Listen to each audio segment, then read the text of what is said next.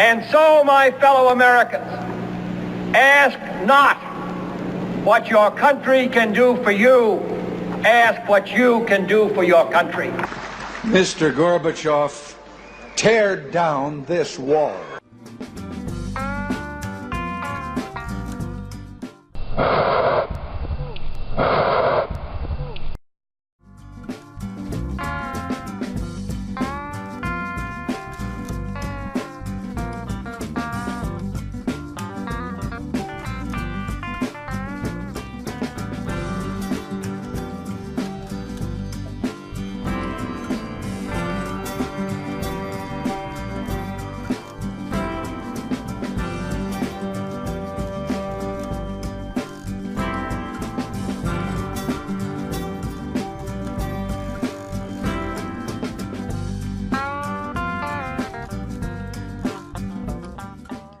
In this tutorial I'm going to use the gradient tool in Adobe Photoshop, and I've opened up this canvas and now I'm going to select my colors down on this left hand toolbar.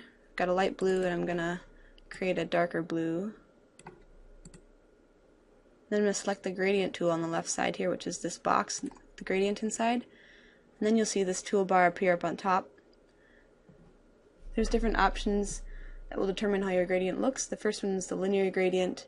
Then there's radial gradient, angle gradient, reflected gradient, and diamond gradient. And to create your gradient, you click and drag across your canvas. And then you have created a gradient in Adobe Photoshop.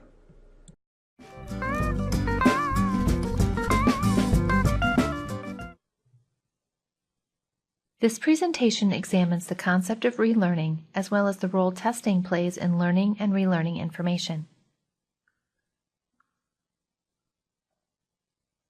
We hold more traces of memories than we can ever recall, recognize, or reconstruct. While we can't always get to these memory traces when we want to, they facilitate the process of relearning.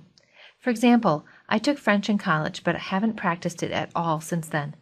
When in Paris 2 years ago, enough French came back to me that I was able to successfully order gelato entirely in French, and I wasn't just pointing to the flavor I wanted, I was actually pulling the French words and grammar I needed out of my long-term memory.